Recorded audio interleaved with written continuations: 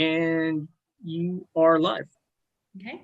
All right. Welcome to the High Fantasy track, and this is our Wheel of Time 30th anniversary panel. I am the host of the panel and also of the track. I'm Jennifer Liang, and I run the High Fantasy track at DragonCon.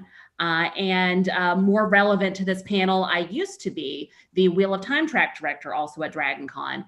And so I've got a lot of connection with the fandom. I've been involved in it for quite a while. Some of you probably know me from Dragon Mount, where I've done a lot of stuff with Jason, and some of you might know me from JordanCon, which is a Wheel of Time convention that I run. But let's go ahead and let the other panelists introduce themselves. And I'm kind of going to go in the order that I see you on my screen. So Michael, why don't you tell us about yourself and how you're connected to the Wheel of Time? So I'm Dr. Michael Livingston, and I'm a professor at the Citadel right now. I'm in my campus office. I've been a fan of Wheel of Time for basically as long as I can remember, since the first book came out, which is behind me there. I am now a historical fantasy novelist. Put out a trilogy from Tor, but my main interest obviously here is just talk about how amazing Robert Jordan is. I have written about that in numerous places, talk about it a lot, give lectures about Jordan and what he's meant to me and what he's meant to the field. So I'm really just happy to be here. Okay. And Jason, how about you? Hey, so my name is Jason Denzel, and if you're a Wheel of Time fan, you probably know me mostly through my work at dragonmount.com, where I'm the founder and the webmaster. DragonMount has been online now for 22 some odd years, and we have forums and blogs and YouTube channels and social media accounts and everything. So every day we are, myself and my staff, bloggers and video people, we're covering everything to do with the franchise. And it's been a lot of fun to do this over the years. Outside of DragonMount, I also have my own fantasy series, the Mystic book trilogy. That first two books are out. Third book is going to be forthcoming soon, all from Tor.com. And I've got other fiction works that are both published and in the works. Okay, and Brandon, what do you have to do with the Wheel of Time? I'm Brandon Sanderson. I was the person chosen by Harriet, Robert Jordan's widow, to finish the Wheel of Time. So I wrote the final 3 books of the series. Okay. All right. So it's really great to have everybody here. I think we've got some different perspectives on the Wheel of Time and how it's influenced fantasy fiction.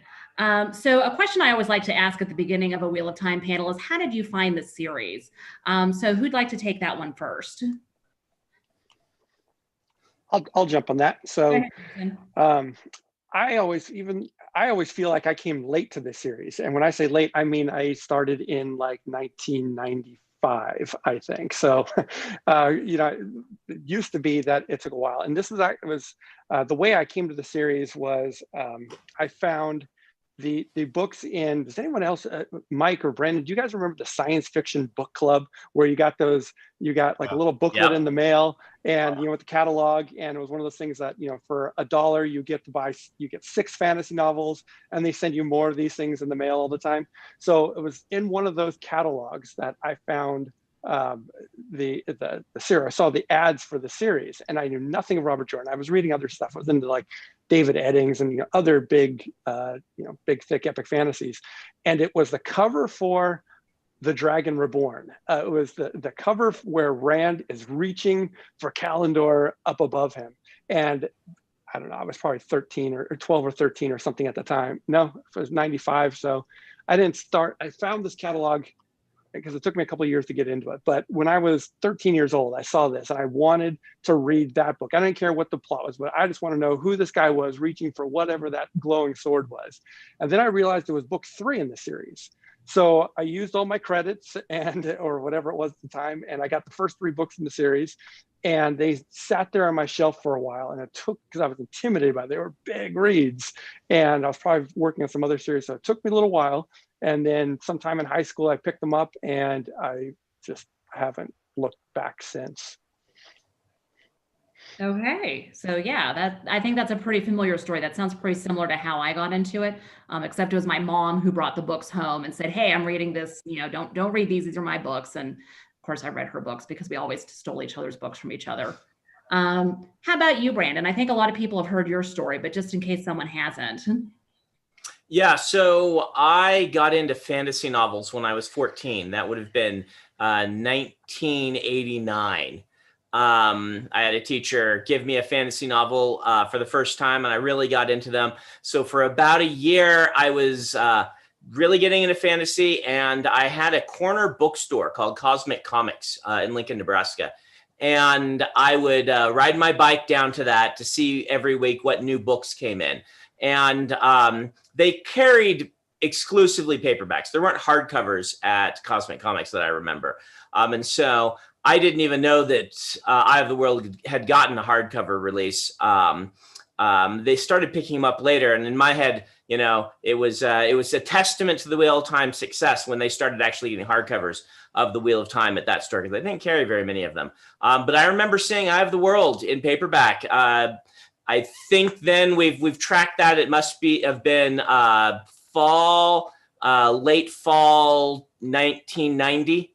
Maybe Michael, the historian, has more info there. But whenever the paperback release of that was going wide, I saw it the first week that it was there in the store. And I'd had an interesting relationship with the fantasy series I'd read so far, because each one of them had been one that someone else had recommended or that had been finished. And part of me was like, I want to find something new. I want to find something, on its first book. And I remember finding the Wheel of Time there and being like, ooh, new big fantasy book.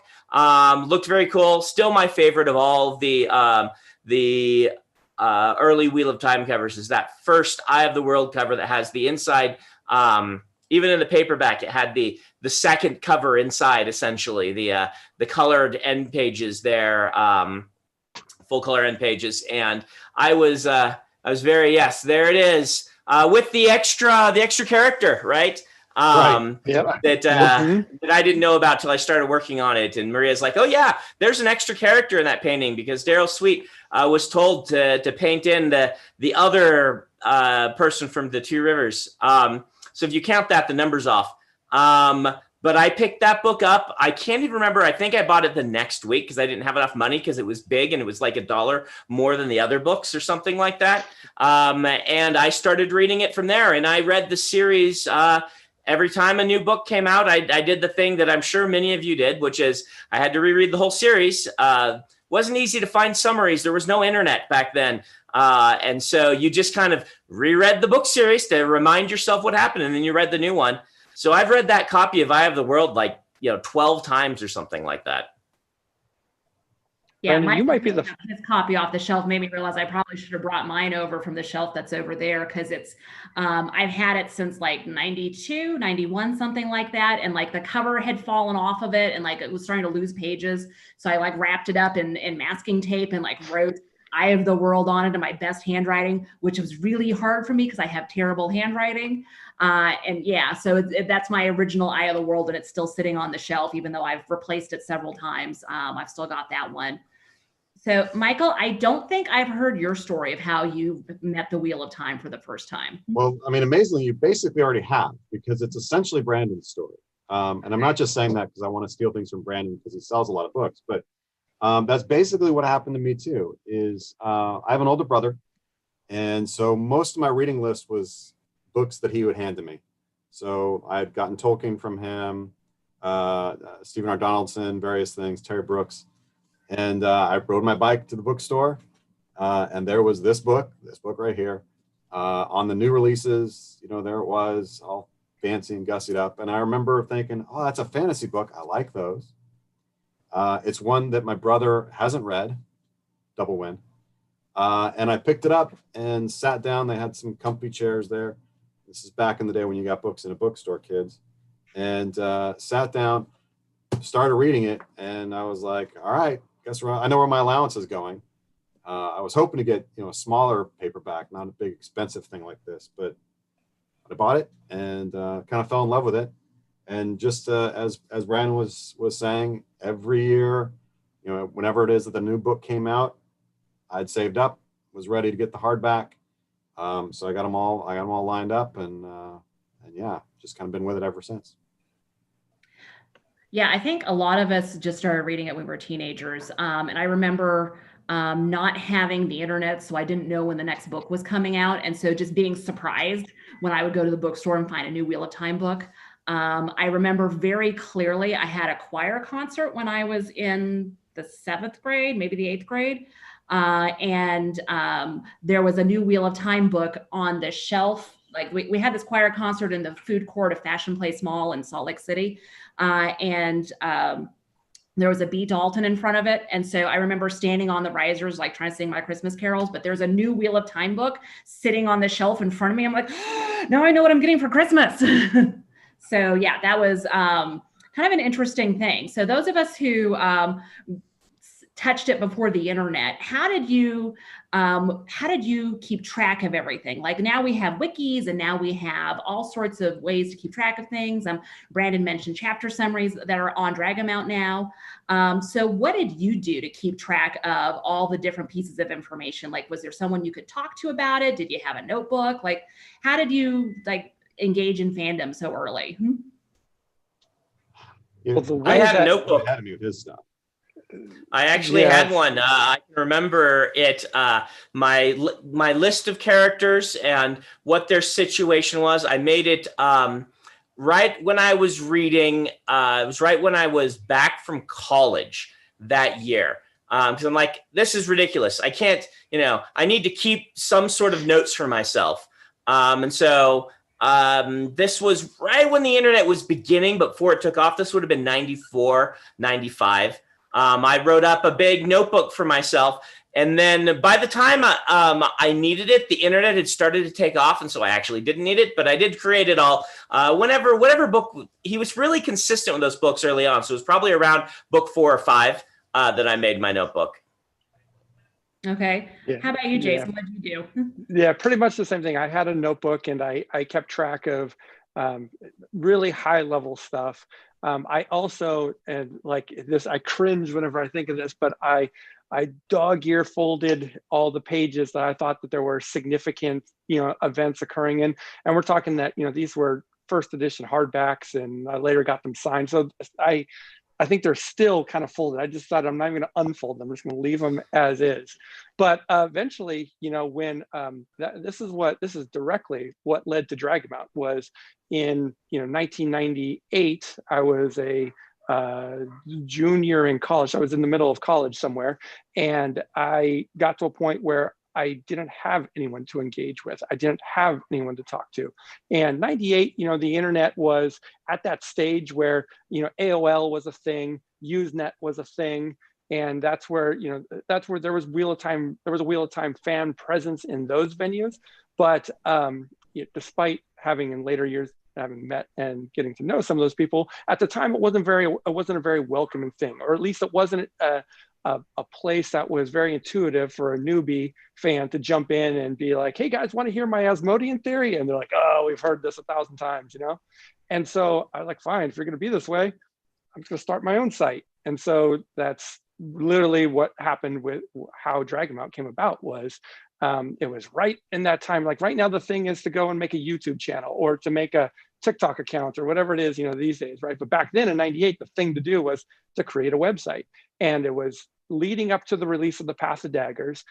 It was just when people were getting off of AOL and where DSL was becoming a more readily available. So this was, bandwidth was going up. So people were shifting over from these, services like AOL to just the internet more as we know it today. And so that combination, and with the hype of a new book coming up, just led to this perfect storm of, oh my gosh, I've made a website that like thousands of people are coming to, and I don't know how to run a website. So, and then it was just, figuring it out from there. Yeah, I don't think I would have helped you with DragonMount if I'd known what I was getting myself into. I had no idea it was a long commitment. Yeah, so I remember getting online because I had AOL at home, and I remember doing, I guess it was a Lycos search or something because we didn't have Google yet, searching for the Wheel of Time and ending up on the wheeloftime.com forum, which was for the video game that was coming out. And not really understanding how a BBS worked. I thought like this was like some website someone had made and didn't realize it was a conversation that they were having. And then they kept referencing Usenet, and I had yeah, Usenet is something I didn't figure out for like 5 or 6 years after that. And by then the heyday had come and gone. How about you, Michael? I wish I had some kind of awesome thing, like I tattooed it all on my body or something. That's how I remember it.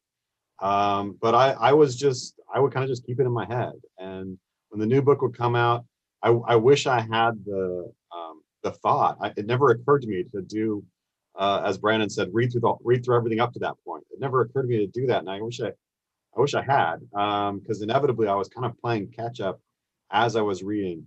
The big thing that I would do though with every book is about the first thing I would do is I'd go back to the previous volume and go through the glossary. Those amazing write-ups. I would just read all that stuff and be like, okay, that's right. That's the world. You know, that's how that works. That's how this works. All right, let me start in on this one. So I was constantly doing that kind of flip back and forth then within each volume then as I was reading it. But I didn't have any books. I didn't keep track of that stuff.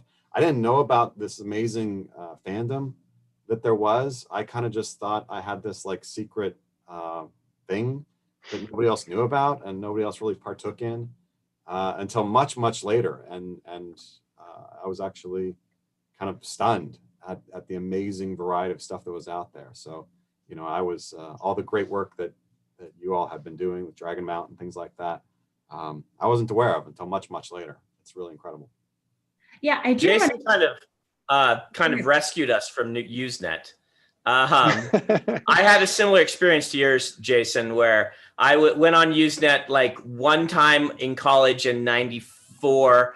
And I'm like, oh, let me start. You know, people are talking about fantasy novels. That's cool. And the vitriolic replies I got to my innocent little questions as an 18-year-old were like, okay, goodbye. I don't belong here. Got scared off real fast. Yeah, but at the same time, though, what has always amazed me about the Wheel of Time community specifically is that it's one of the oldest established and continuous fandoms that's been on the internet. And a lot of, I mean, clearly, you know, they're like, I mean, I'm not an expert on this, but it's always struck me that there were, you know, you've got, you know, the online, you know, Star Trek community and maybe, you know, Lord of the Rings, those were big, certainly Star Wars to an extent, but even Star Wars, like the fandom, like showed up a little bit, you know, later there was, you know, the Force.net was kind of their first foray into, you know, getting online as far as I remember. And that was a site that I looked to a lot for inspiration, you know, as I developed Dragon Mount. But I've always loved that the Wheel of Time community we've been here, you know, since the Usenet days. And it was just because the books appealed to, you know, people who were intellectual, people who were nerdy, and it was the intellectual nerdy people that were making the internet, you know, in the early and mid 90s, right? And so naturally, every time in high school, when you were in college, Brandon, I was in high school. And so the early 90s, 93, 94 is when I first got exposed to the internet, you know, through my school and through various, you know, things I was involved in. And the first Yahoo search I ever did was Wheel of Time. The first, you know, Usenet or whatever, got Prodigy search I ever did in 92 or 3 was Wheel of Time, you know? And so these are, and every time I searched on something, there were people there talking about the book. So it's always amazed me that we've been here all along. Yeah, it's kind of interesting to watch how the fandom has kind of developed and taken advantage of new technology as it occurs. Because primarily we were web-based for a while. And then as social media took off, we moved over to social media. Like there's a very popular hashtag Twitter of Time, which is just happening. If you ever get on Twitter and you go check that out, there is a ton of stuff there. Real quick, I had someone ask in the chat if there's going to be spoilers for Through a Memory of Light.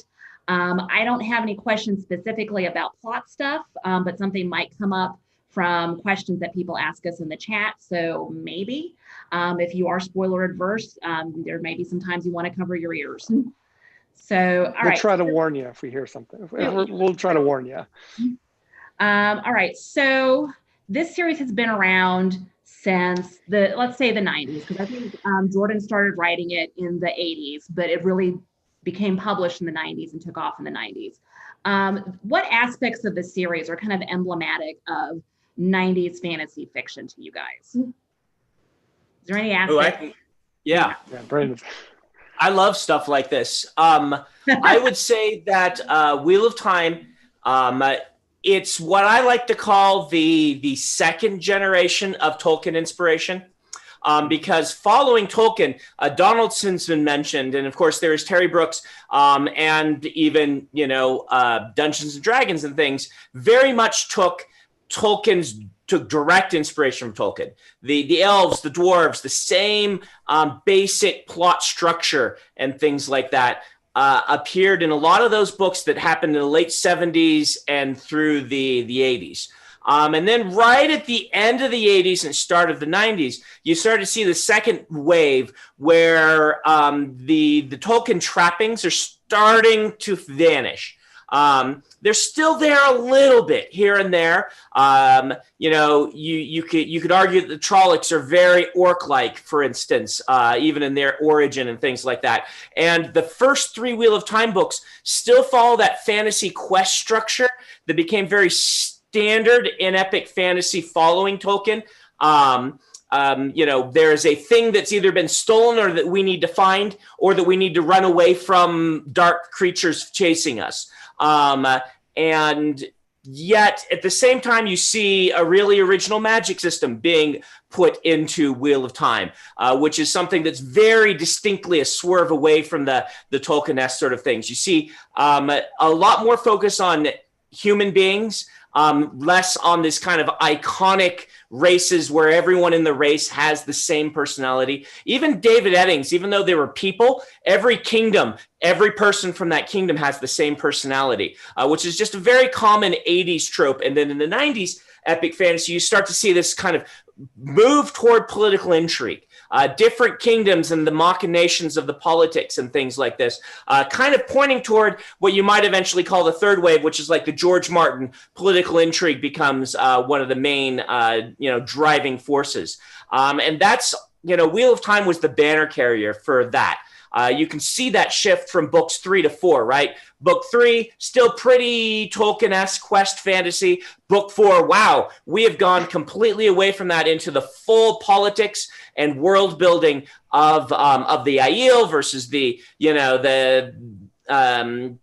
people from Randland, Maine, and all of this sort of just, it turns into something completely different in book 4. And like I say, I feel the Wheel of Time is the banner carrier for a lot of those big changes that eventually led to, people like me and Pat Rothfuss and N.K. Jemisin doing, very science fiction-y worlds in fantasy settings and things like that, which is kind of what happened through the early 2000s. So, Michael, what do you think about that? Yeah, I mean, Brandon's, put on my professorial hat here. Brandon's totally nailed it in the sense that you have this second wave that has those trappings, but then moves away from them. So, if you kind of were to take the picture of the whole thing, the start of Wheel of Time is in that Tolkien tradition. The end of the Wheel of Time is not. It's moved completely outside of that sphere. The roots were there, but it grew out.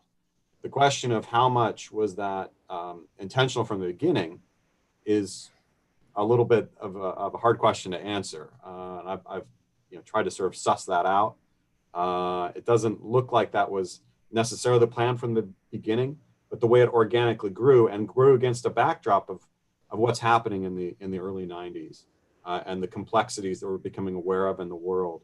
And you see that start to kind of like enter into this fantasy vision, and it does absolutely explode in this beautifully organic way. So it does have kind of foot in both camps, absolutely. And very much, you look at George R. R. Martin, that's the outgrowth on the back end, right? That can't happen without, what Robert Jordan does. And it's always very interesting to me to look at that first volume of the Song of Ice and Fire, the Game of Thrones series. And that first volume, of course, who's on the cover saying you should read this? It's Robert Jordan. He's aware of this next step and what it represents. So yeah, absolutely, fundamentally agree. Yeah, there's a really good series of essays on the Word Zone, which is a blog run by Adam Wordhead, who does some writing for Dragon Mount. And he has a history of epic fantasy, and he talks a lot about the transition, but from Tolkien to the next generation after that. Jason, what are your thoughts about this transition? There's a lot been said, and like Adam's blog, I could talk all day about this. But one of the main things I want to that I always like to bring up is the way that Jordan wrote female characters, and how that was, it certainly evolved as the series went along, but using Brandon's example of how there's generations, and that first, certainly with Tolkien himself, we'll know that there were not a lot of important, impactful female characters in the Lord of the Rings. I know about Galadriel, and I know the stories there and how that evolved and how the movies changed and stuff. But by and large, if you read, like David Eddings that I mentioned, I love the David Eddings books, but those books, the women were important, but they were not as iconic or well-rounded as the characters that we started to see with Robert Jordan's books. And in The Wheel of Time, Jordan made a really intentional choice, and he talked about this a lot when he was alive, is that he wanted from the get-go for this to not just be the story of a couple farm boys who went off and saved the world. It's about a couple farm boys who go off and save the world, and also some farm girls who go with them and do that. And at the beginning, they're they're still sidekicks. Egwene, if there were like a hierarchy of importance, it starts off, Rand, and then maybe below that it's Matt and Perrin, and then Egwene and Nynaeve. But by the end of the series, if you're paying attention, it's Rand and Egwene are who are what everything is swirling around. Brandon knows that better than anyone. And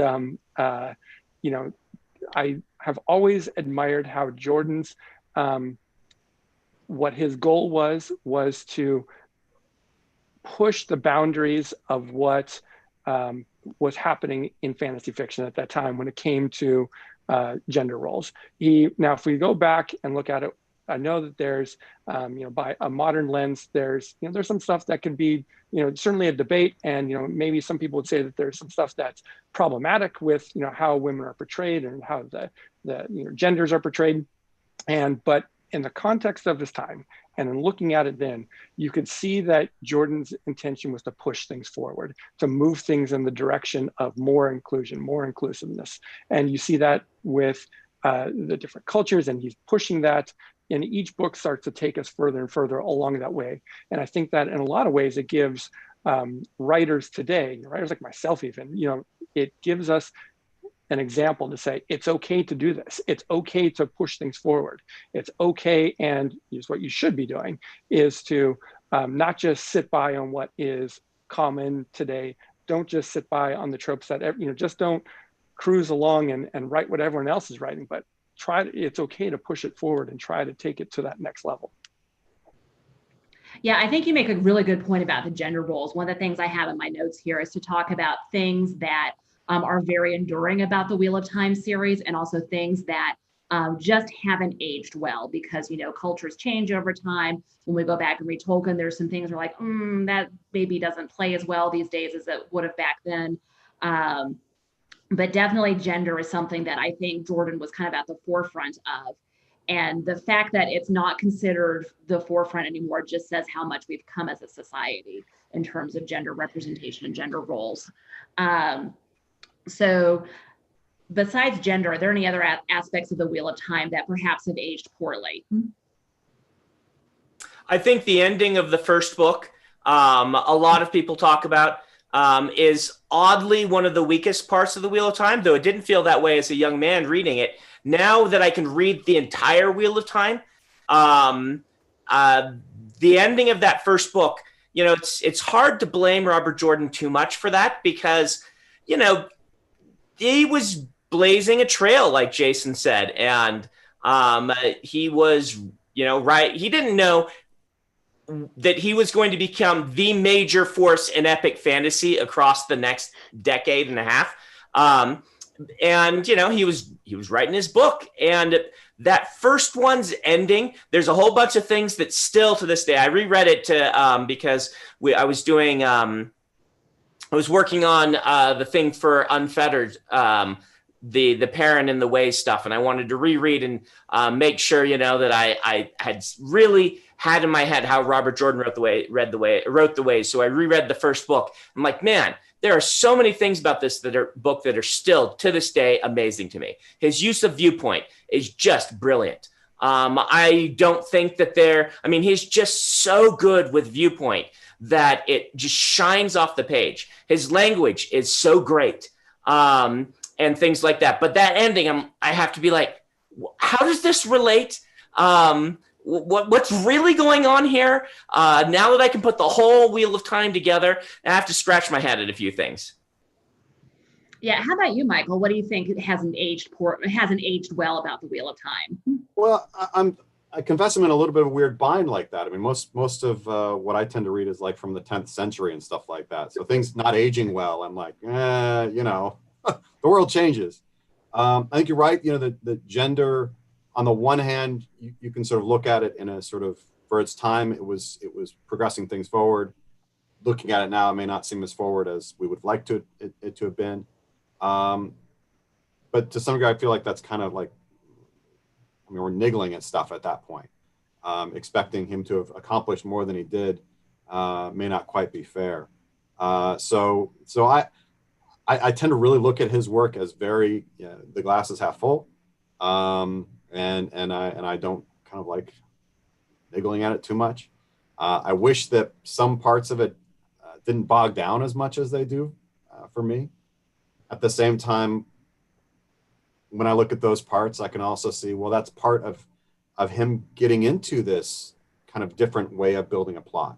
And in some respects, he doesn't have a lot of models for that. You know, he had a model for writing the kind of Tolkien plot.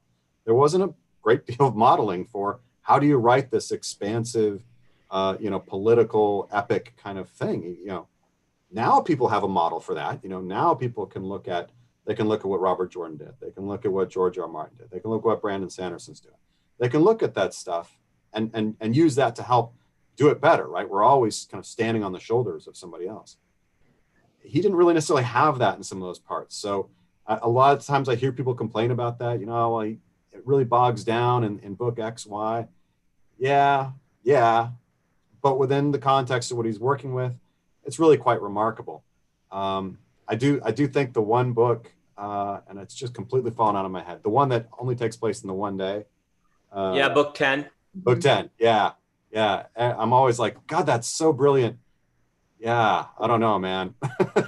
You know, it's interesting, Michael, because I had a little bit of an opposite reaction to book 10 in that when I read it, when it was coming out, I did not like book 10 because I'm like, what? Nothing's happening. I waited all this time.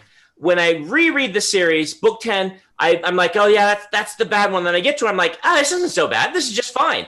Because I know that I have book 11 coming up, and I'm not going to wait 3 or 4 years for it. So that's one in hindsight that improved for me, even though it is still, there are still some parts about book 10 where you're just like, you know, can we just get Perrin to get to Fael? Can we just do that, please? But there's really good stuff with Fael being kidnapped in there, and there's some really great stuff with Matt. I enjoy it much more now than I did. That's the one that I can point to and say I like it more now than I did when it came out. And it was a brilliant idea too. I mean, you know, the idea of doing that as a writer is quite brilliant. So yeah. Parallel novel. The difference between watching a show the way we used to do it, where it was you got one episode per week and you had to wait. And if there was a bad episode, you're like, that's it, I'm done with this show. versus watching it all at once on Netflix. If you got a bad episode, you just click to the next one and keep going. Like, filler episodes don't matter anymore because you're there on the couch for 8 hours anyways, might as well. Okay. So yeah, one of the things that I'm looking forward to with the TV show is they're going to take some of those aspects of the Wheel of Time that don't play well to a modern audience, and I think they're going to adapt them to be a little bit more modern. Like one of the things that immediately springs to mind is Thailand and Matt's relationship. If you look at that with our modern understanding of gender and sexual assault and trauma, that's really bad. Like, and Jordan wrote it as something like lighthearted and fun, and it's definitely not. And so I'm interested to see how the TV show handles that in the future. If they choose to have this relationship, if they delete it entirely, or if they fix it somehow. How about you guys? Is there anything that you think that the TV show might improve upon? Let's just count me out of this conversation, since I have read all the scripts for the show. So I'm not here for this question. Yeah, Brandon, to go take a potty break there. Yeah, well, first of all, for the Matt and Tillen thing, if that happens, we're talking like, season 12 or something, by the time that they get to it. So I have a suspicion that this show is going to, the further we get with the seasons, the further it's going to just naturally, evolve the story. I'm not saying, that's necessarily a negative thing. I'm just saying that, it's so hard to speculate on anything beyond the first couple books at this point, because we just don't know where things are going to go, beyond that. But you're right that specific scene that you mentioned, the spanking that happens throughout the series, and the fact that we see, in the books, we see it's common for women to, strip themselves naked, or to have a naked ceremony, and to have, a spanking or beating, but we never see a naked male butt, or these sort of things.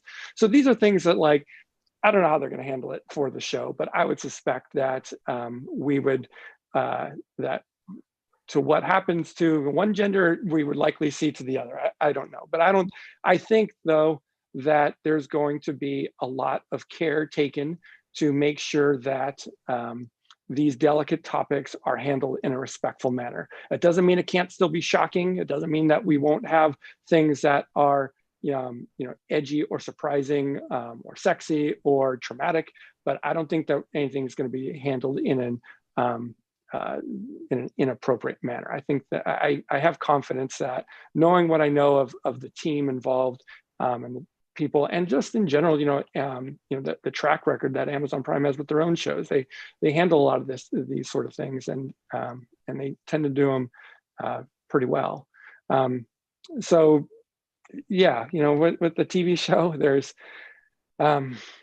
it's going to be really interesting. I mean, we talked earlier about how Jordan in the 90s was pushing if he was pushing things forward, and doing so in a way that is now very familiar to us. All the stuff that Jordan did has now become, I'll say, a standard. The TV show, just like the wheel turning, we're in this new age. I think the TV show can still be that leading edge of giving us a new way to look at things, using the Wheel of Time as a mechanism to do so, embracing the spirit of what the Wheel of Time is, of being that story that can tell these, forward-thinking stories and ideas and themes, but doing so in a new way that's modern and relevant for today's audience.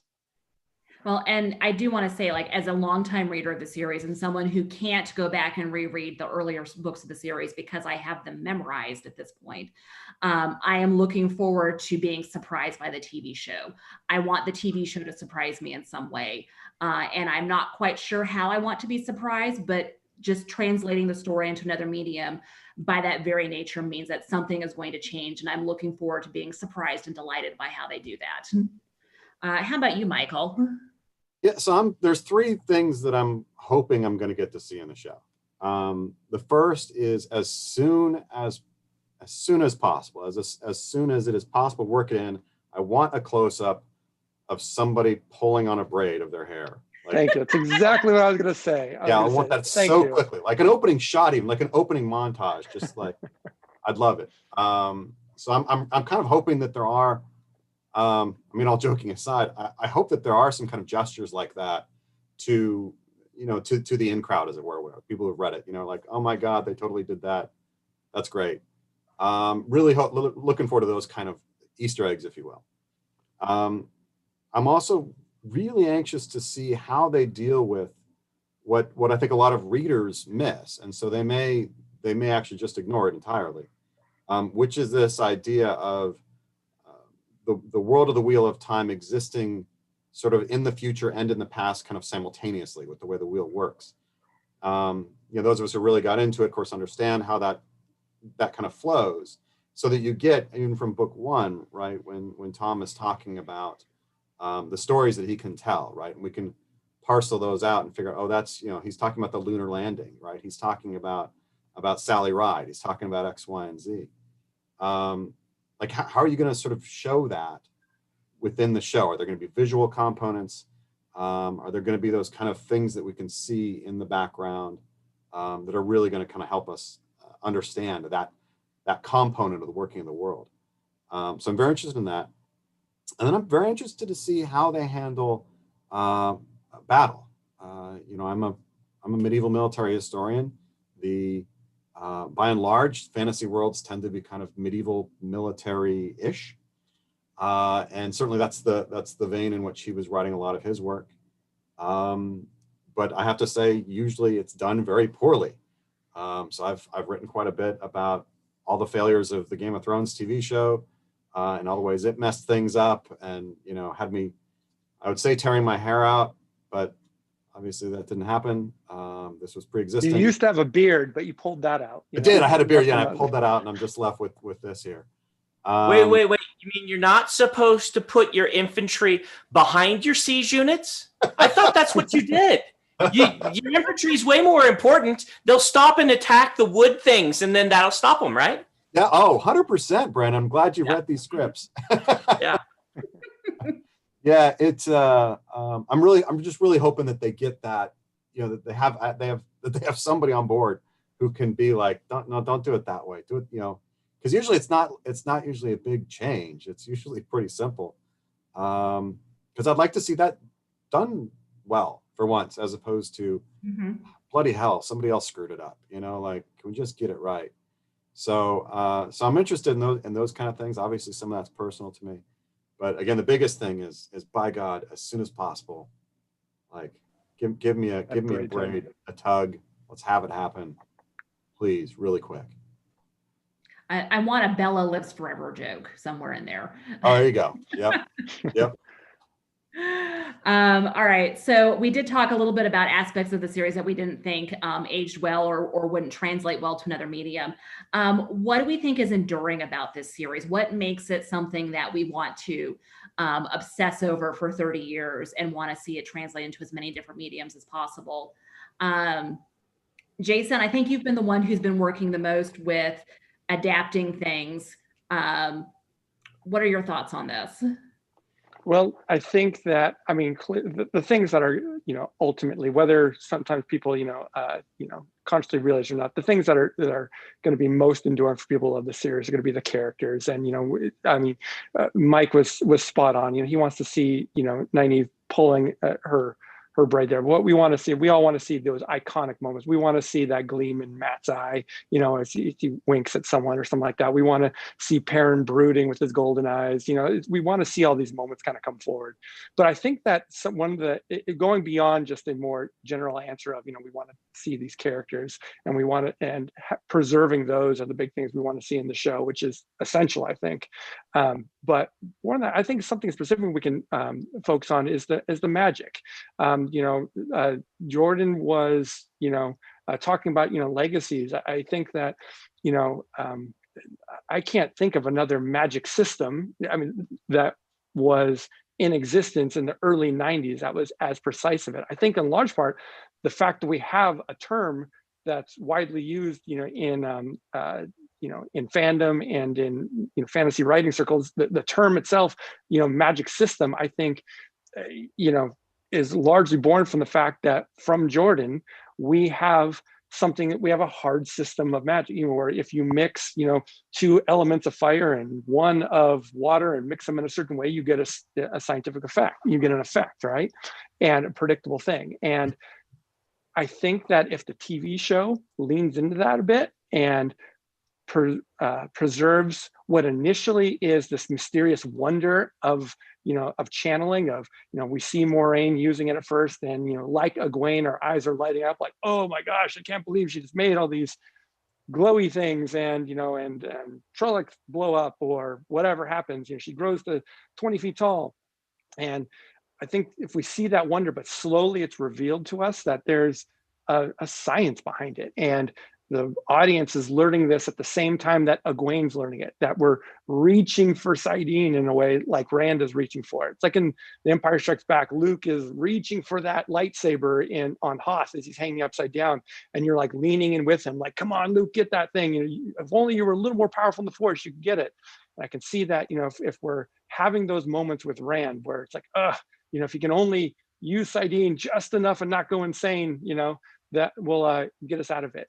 And so if we bring in that magic system and explore that, and let's, have it transition with us from wonder to something very precise that we can study and talk about, and, go on to all these websites and YouTube channels, and, like the Dusty Wheel. I'm going to shout out to Matt Hatch and his Dusty Wheel YouTube channel, where they talk about all this sort of thing all the time. And, this is what, the hardcore fans want. And I think that a lot of other people are going to want to have to discuss too after seeing some TV for the first time. So Brandon, how about you? What do you think are the enduring themes of the Wheel of Time, or the things that just keep us coming back over and over again? Yeah, I think that certainly I'd agree with Jason. What I love about the magic system is if you read a lot of the 80s and 70s fantasy, which they're great books. There's nothing wrong with these books, but wizards or magic users just basically can do everything, right? This is a kind of a theme in David Eddings, for example. What can a wizard do? You just apply your will to it and it can happen, which opens up lots of interesting opportunities for storytelling. Where fantasy started to change is when authors started to realize, limitations breed creativity, and what a magic can't do creates a lot more interesting narrative and what the magic does to you. And that's a legacy of the Wheel of Time. The fact that if you use the magic, you go crazy, that's such a simple thing. And yet it is one of the overriding themes of the Wheel of Time. And it also is really showing off this idea of how limiting what a character can do in some ways creates just really interesting storytelling. And it's all about the storytelling, right? Adding a cool science to your magic system alone doesn't make it cool. It's the ramifications of doing that upon the characters in the world that makes for a really interesting story. Where does the drama come from? And Robert Jordan is just really good at using his setting to create drama for the characters in really fascinating, interesting ways that helped us bond to them. I look at the Wheel of Time, a lot of people from a younger generation than me grew up with Harry Potter. Harry Potter aged as they aged. For me, that was the Wheel of Time. And I think that's one of the enduring legacies of it is a series that, spans 20 years and changes many times through that and evolves. And you can kind of get a picture, not just of the fantasy genre, but of Robert Jordan and of culture at large as the series evolves. It's a really interesting piece of history, talking about the 90s and 2000s in really interesting ways. I think that the effect it had on the fantasy genre as a business, on the business side, right? Robert Jordan and the Wheel of Time was the first really bankable epic fantasy blockbuster series.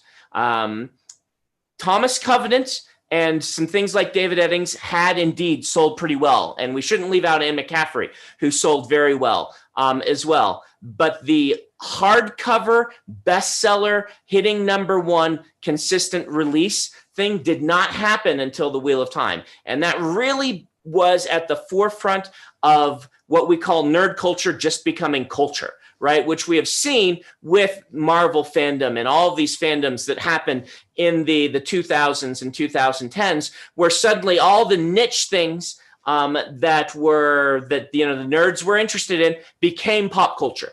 And Robert Jordan did that for fantasy. All the things that were the nerds were reading. Well, if it's just the nerds reading it, you do not hit #1 on the New York Times list. It broke open epic fantasy to a much larger audience, paved the way for Game of Thrones, which further expanded that general appeal of something that we had loved for a very long time. And it's really fun to be able to see that shared with so many people and say, this is why I love this so much.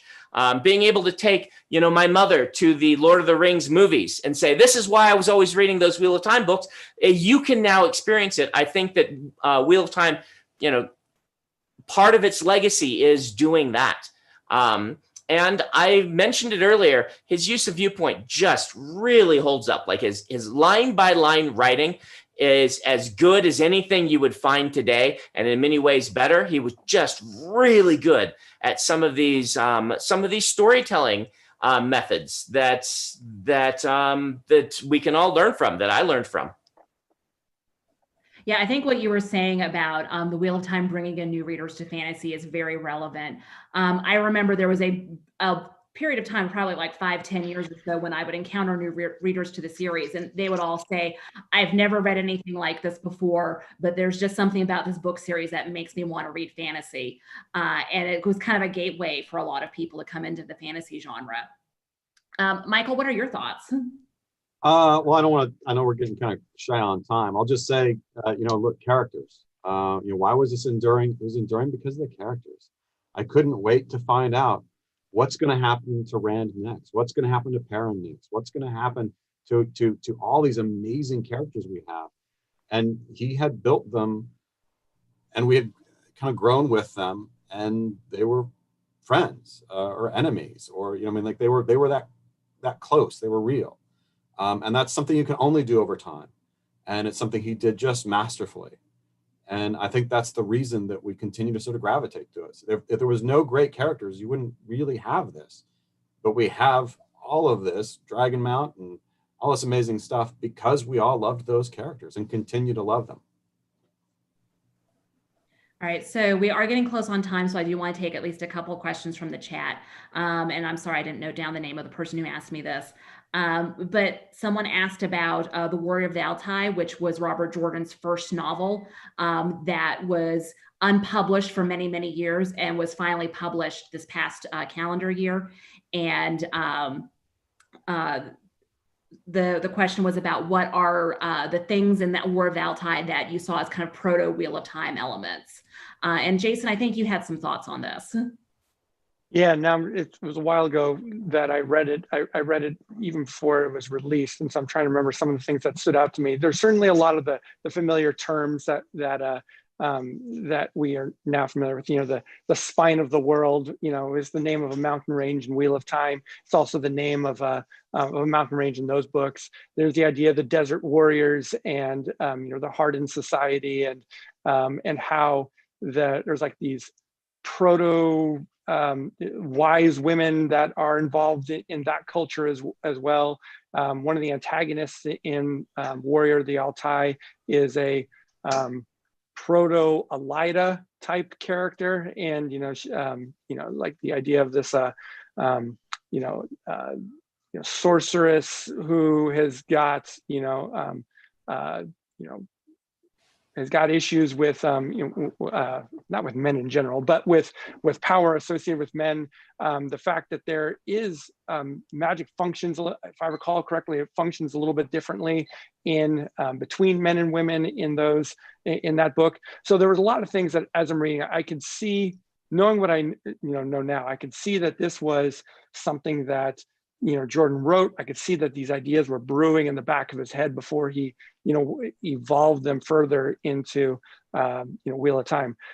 Brandon and Mike and myself, we're all writers, and so I really get that as a writer too. Like, I've had these projects where I worked on them for a while, had all these ideas, and then went off to another thing, and took and borrowed some of my own ideas from different projects and leaned in, and then went back in and evolved these others. And so even though these, you know, books or projects that I've worked on are unrelated to each other, if, you know, if there was someone who had gone and read my, you know, entire, you know, library of stuff, published and unpublished, you would see that there's a lot of overlapping themes and ideas that come in. So I think that's what we're seeing with Jordan. And it's really, it was a treat for me to go back and do that. It was nice in that I felt like I was, you know, reading something from an old friend, you know, and something new from him, and just getting a little bit of a glimpse into how his mind worked back then. That was a real treat. How about you, Michael? Have you read War of Altai? I have, yeah. It was very interesting to see. And Jason, I think, has really kind of hit the nail on the head there.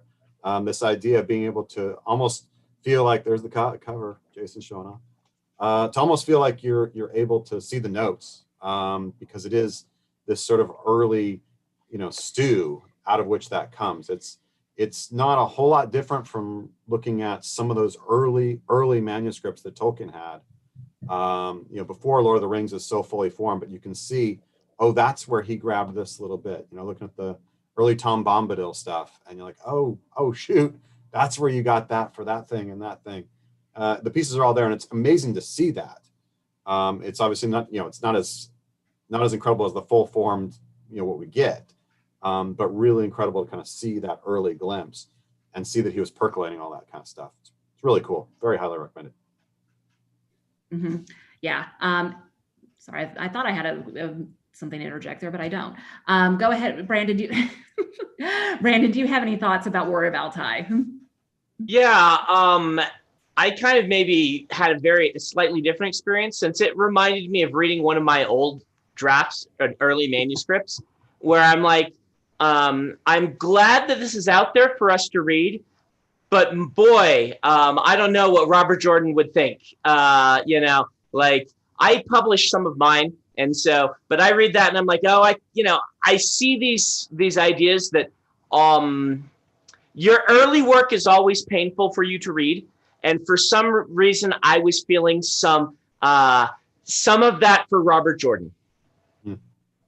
Mm-hmm. There definitely were some things that were, you're talking about ideas that evolved into the Wheel of Time. I can't remember the character's name, but there's a woman in the book who, she's clearly from our modern world, or 1980s modern world. You know, she shows up and she's like a grad student or something, and she tells a story about how, you know, there was you know, someone was chasing her with a gun or something like that, you know. And so, and I looked at it, and the story never really did a whole lot with that character. And I can almost see that being something where he was trying it out and realized, you know what, that really didn't work. And so thank God we did not get someone traveling from the modern age or whatever into, you know, to adventure with Rand and Egwene and all that, because, you know, after being chased by a gun or whatever. So there are some things, like you said, Brandon, maybe there's sometimes you read back and you kind of cringe at it, and you just kind of put that aside and you evolve the things that are working. Let's make it clear, I wasn't saying that the book is painful to read. It's actually much more polished than I thought it would be when I heard what it was. But it just reminds me of a lot of when I went back to Way of Kings Prime, which I released recently, and was looking back through it being like, oh, wow, there is an idea that was half formed that I'm a little embarrassed that people have to see me not actually get the idea that I got later on, and things like that. Yeah, like the War of Altai is one of those things that I enjoyed the experience of reading it. And I enjoyed having a new Robert Jordan novel because it had been so long since I'd had one. But I don't feel like dressing up like the characters on the weekends and throwing a convention for it. So it didn't connect with me on that level the way that the Wheel of Time does. So it's not Robert Jordan at the height of his powers. All right. And that we've got exactly 1 minute left. So does anybody have any final thoughts? Real quick, just leaning into the idea again that we've talked about a bit, but you know, this panel is, you know, talking about the last 30 years of the Wheel of Time, and I talk about this a lot. I know Brandon, you've talked about it a lot too. Is that, you know, if you take the idea of the Wheel of Time, just like in the books, that there are ages. I feel like this is a new age for this franchise.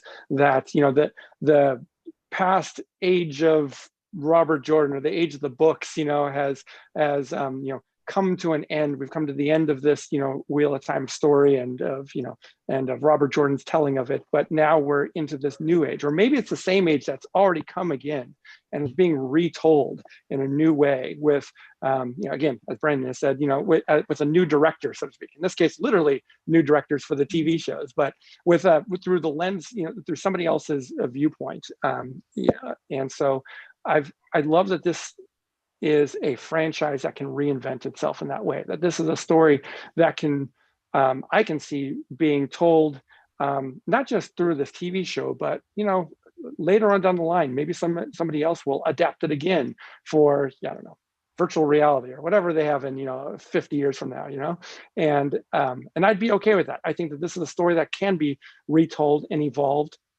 and it's never going to be told the exact same way twice. That's why, the TV show is not going to be just like the books. We all know that, even though, some people would like to have it that way, but it's not meant to be told that way. And I think that this is a really exciting time for us to be experiencing. Brandon, you've had the opportunity to, help create and shape this franchise. I've had a exciting time. Oh, Jason. Well, we lost Jason. But, nope. I'm back. Yep. Okay, yep. he's back. Anyway, so this is an exciting time. I think cut him off right at 6:30 or something. Right? Yeah, something like that. But anyway, so I think this is a great time. I'm looking forward to, in some ways, being able to lean back a bit and just let the see, what other people come up with. Let's see what, I don't know, whatever it is, $100 million and all the creative talent in Hollywood can come up with. Let's see what happens here. All right, Michael, do you have any final thoughts for us? I'm looking forward to the next 30 years. Yep. Yeah. All right, how about you, Brandon? That's a great ending right there. I sit in, I think, a unique position in that I talked about how the Wheel of Time grew up with me. And then when I basically came to adulthood as a writer, hit my maturity, I then finished the Wheel of Time as kind of a capstone in many ways to my journeyman apprenticeship and things like that. And so I have a very, I think, unique perspective on it. And it has changed my life probably more than it's changed any other person's life, save for Robert Jordan and Harriet's lives. And I am so grateful that we have this thing. That we can go back and read it again. And so I would recommend, I went back and reread Eye of the World just last year, and man, it is just a wonderful read. It's probably time to take out your Wheel of Time books because we have the TV show coming. It's a great time to refresh yourself on the series. Mm-hmm. All right, so we don't have to clear out the room for another panel, but I know the panelists have schedules. So if you need to leave, go ahead and leave. But we can, if anybody wants to stay behind for a few more minutes and answer some questions from the chat, we can do that. We just don't need to be here for the next 3 hours. So thank you for having a lovely panel with us. And if you need to leave now, go ahead. I can hang out for a few more minutes. Okay, yeah, you guys for a few more minutes? Okay, cool. So we've got a couple more questions from the chat that I kind of hung on to. One of the questions was about the hidden secrets and Easter eggs of the Wheel of Time. And so one of the things that Brandon did when he took over the series is he included the fandom in a part in how he wrote it. And he named characters after fans. Like, I'm a character in the books and so is Jason. And some other people are characters. So those are Easter eggs of the Wheel of Time. It doesn't change your understanding of the books or not to let me know that, Cathana is an innkeeper and also the track director at DragonCon. But it's just a nice little detail for people to know who are kind of connected. So are there any other details or Easter eggs like that people have that you've discovered or things that are just kind of cool things to know about the development of the series that you'd like to share with us? Well, Robert Jordan wrote himself into the book series as an Angreal. Yeah. Yes, the man who had stories, all the stories, just briefly mentioned. I think it's a Terangreal that has stories attached to it that's mentioned in one of the later books. So that's a fun little Easter egg that I didn't pick up on when I read the series and had to have Maria tell me. Mm-hmm. Yeah, I look forward to, I hope that the TV show is able to do little things like that too. Like, I think it'd be really cool. That's a great point. Like, Brendan, next time you talk to Rafe, suggest that to him, that when they, whatever season they get to that, to make that little ter'angreal look like Robert Jordan, you know? And so it's like Terry Pratchett's hat being in the Good Omens series. Like, it's just sitting on a table and you know what it is if you know what it is. Yeah. But, you know, more than just the little Easter eggs, Jordan was so good at seeding ideas early in the series that paid off much later. And in a lot of cases, Brandon had to pay them off. Like, they were that much later, you know, and not because Robert Jordan forgot about them, but because they were just intended, you know, they were going to come up when they naturally came up. And that's what I'm looking forward to in the TV shows. I'm looking forward, like, how much are they going to seed in there? I mean, the low-hanging fruit here, you know, we talk about is Min's visions. When we first meet the character of Min, who we know is in the show because she's been cast, and that's, you know, Kay Alexander is playing her. And so she's going to be in there. So we're clearly going to have to, I don't know if we'll see, but they will address her visions in some way. So either she's going to tell Rand, again, talking about that point of view, Bren, that you were mentioning, you know, we only, this was the book, it was from Rand's point of view. So he only heard what Min was saying rather than Min describing or imagining in great detail what she was seeing in these visions. But it'll be interesting to see, do they show these images around Rand, you know, when Min first sees them? And when that happens, you know, Mike, to your point, how are they going to show that? Are they literally going to show the, you know, Rand in, I don't know, a crown, that actor in a crown, you know, Yosha in a crown? Are they going to, you know, show the bloody hands and all this? I'm really looking forward to see what they seed in early, and how, because seeding it in early, as a filmmaker, you put it in there, you're just like in a book, you're promising to the audience that this is going to pay off eventually. And so they're committing in a way to saying, we will show you what this is all about. It's going to be important later. It's so important that we're telling you or showing you now. And Jordan was so good at that. He did it all the time. In all the books, he did that. And Brandon, I think that even in your books, I think that you seed ideas or put hidden things in there that maybe we wouldn't even know are hidden yet for us, you know, but they're there, that could be revealed later on another time. And so that's one of the things that I love finding out about the Wheel of Time. And I think that the fans like to dig into that. And so I hope the TV show is able to lean into that idea a bit too. I'm always shocked by how well Robert Jordan does that. Now that I know more about the process of doing it myself and knowing how he wrote, because he was not a heavy outliner. And yet he still, he really walked this tightrope line between being a discovery writer and being, having an overarching story he wants to tell, and really knew when to hit those touchstone moments so they could use them later on, even in the middle of exploring a new part of the story that he was not intending from his outline.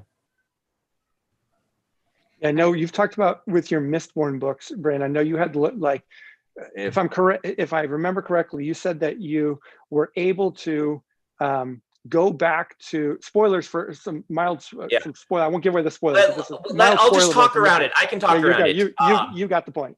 I had the advantage of, I finished the third one before the first one's copy edit had to be finished. So I was able to go back and seed. There are things that I put in there, but I could refine them and really make them pop because I had a really strong outline.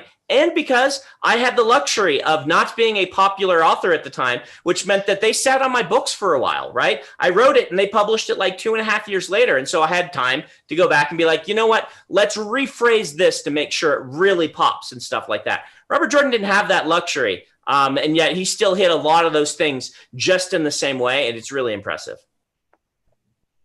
All right, Michael, do you have any thoughts about Easter eggs and hidden secrets?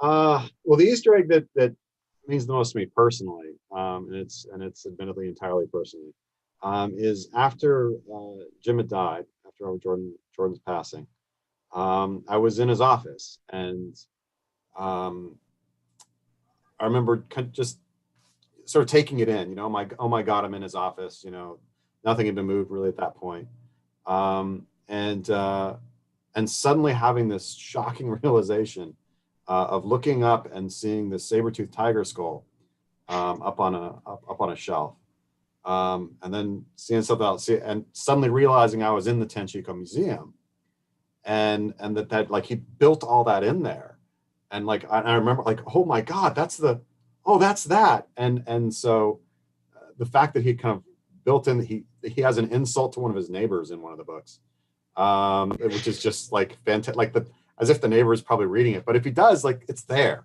and I'm just like, that's brilliant. It's so much fun. And then, you know, just a couple of years ago, Harriet actually gave me that saber-toothed tiger skull, so now I've got it That's fantastic. in my office, which is I'm like, now I'm in the Tenshiko Museum, you know, like victory. But there's cool things like that I hope kind of everybody has a little fraction of that thing that they realized, that thing that they noticed, you know, whatever it was, that then they're, oh my God, that's that thing, or that's that thing. Because he did have that. Driving past Ogier Street there in Charleston. Yep. Yeah. Yeah. I have a selfie standing Logan, under the street sign for Ogier Street. yeah, Len Logan Street is right there next, you know, right down just a little bit for Logan and everything. Yeah, I mean, it's all. I mean, I'm on the Citadel campus. You know, this is where the White Tower. It's like there. You know, because this is where he'd you know, done so much. So yeah, it's fascinating, all those bits that are in there. You know, Charleston's the Two Rivers. You know, you can go out to Angel Oak, that's where you get the big tree from. I mean, you know, it's all kind of there. So there are just so many Easter eggs, and we may not even know them all. And yeah, I'm sure Brandon's put even more in there that, yeah, he hasn't even told us all, Brandon. There are a couple things I haven't told people. We're still waiting. 10-year anniversaries when I said I'll talk about it, which isn't too far off now, right? No, it's really not. It's 2012, right? So we're a couple years away. Yeah. Brandon, just the other day was the 10-year anniversary of the Towers of Midnight book trailer. If you remember that. One that you made, yeah. Yeah, I couldn't believe it. I got to confess that, like, I had forgotten, and a fan posted on some social media about it. And I was like, oh yeah, was that today? And so I had to quick scramble and put together a thing and share it. But 10 years, I still can't believe that. So yeah, those were some very impactful years for me personally, but I'm sure for Brandon especially. Yeah. All right, so we had another question in the chat about what are the moral themes of the Wheel of Time that you see kind of like permeating the series. So how about you, Brandon? Yeah, so moral themes of the Wheel of Time. History repeating itself is a theme. And a really interesting theme in the Wheel of Time. My favorite aspect of the world building is actually this idea that it's both the past and the future, as we've talked about, and how this idea of what matters if everything repeats itself. If you're going to do this all again, what actually matters in life, which is a really, you know, when I was writing the books, that was one of the things that was weighing kind of heavily on me is how do you make this matter? And, you know, this is what led to some of the things that I wrote. Certainly, there were hints at it in the notes and the rest of the books, but this idea of, yes, it does matter because it matters to me right now. And these sorts of things. And that sort of idea was very, very present in my mind, having read The Wheel of Time, you know, through all the way multiple times. I'm like, what is, now that I'm writing it and, you know, I'll read it again in the future, and I've read it again in the past. And this book series is the past and the future, both for me. That was definitely one of the themes. And what do you do with power, right? When Robert Jordan was asked what the Wheel of Time was about in an interview once, and I don't know where this was because it's just in the back of my head, he said, you know, he first said, well, I can't summarize the book series because I wrote them the length that they are for the reason that you know, that's how long it took me to tell the story. But the real question is, what is it like to be told that you have to save the world? You'll probably die doing it, and you're just a normal person. Normal people put in extraordinary circumstances. What do they do? What does it do to people? What does pressure, both of the world and, you know, again, this is a very present thing in my mind, pressure of a fandom due to somebody when everybody is counting on you. I see that as a theme in the Wheel of Time. What does power do to people? What do they do with this power? They know it's going to corrupt them. They can't help but corrupt them because that's what power does. And in the Wheel of Time, it's very literal that it corrupts you to a certain segment of the population. What do you do with that? What risks do you take upon yourself? And how do you mitigate and deal with the fact that you are being changed by the very thing you're using? These are all really fascinating themes that I would say were very poignant in my head when I was working on them. And just to build off something Brandon just said there, this idea of the corruption of power, but that nevertheless you have to act. And I sort of, in reading them and knowing about his life, trying to think about his own dealing with, the trauma of war. It's just something I study, and that's my life, as I study and write about war. And, it's something that has to, in the battle, you have to be there. I mean, this is your job. This is your way forward, your way of saving your country, your way of, whatever it is that's at stake. But that it's going to change you. You know that going to battle, you do not leave the same person you went in. When he left Vietnam, was not the same person who went to Vietnam. Nobody could be. But he nevertheless had to go and nevertheless had to do that. And I feel like that theme of that kind of, give and take of power, and of action, and that corruption of just experience, that Brandon's talking about, is just absolutely through thread in the entire work, and is a magnificent part of it for me. Yeah, I think that's one point. Jordan told a story once about finding an old picture of a man eating lunch in Vietnam, sitting on a log and eating his noodles and being surrounded by dead bodies, and the look on the man's face not being affected by it. And he said, and I had to kill that son of a bitch because he wasn't allowed to come back to real life. Because the person he was in Vietnam was not a person who was fit for what we consider society. We've one of the central ideas, and Brandon touched on it, that Jordan, of course, said many times was, his initial inspiration is, what would it be like if you were tapped on the shoulder and told you were the, savior of humanity? And we begin this story focused on, this one person, right?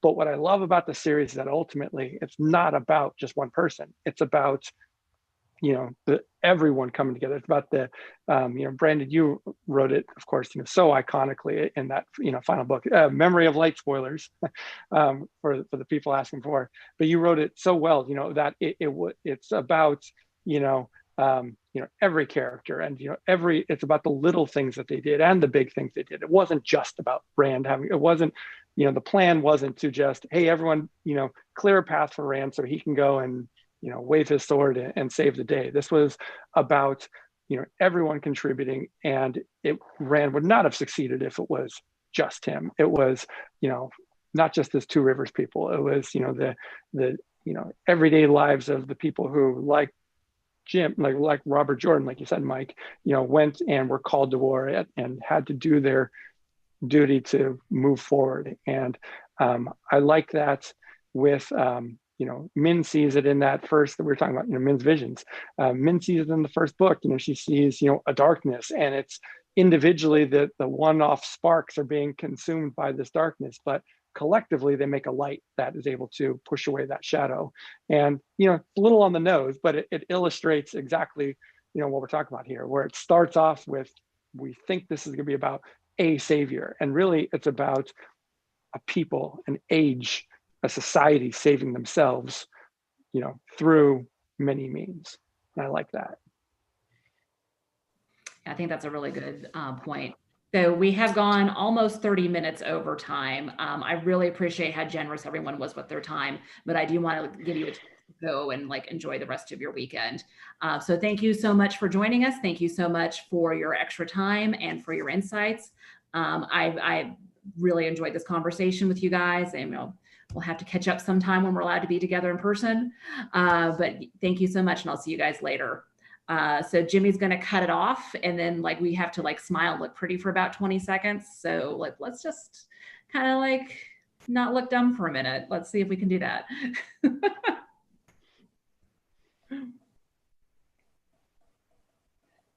Jimmy cutting it.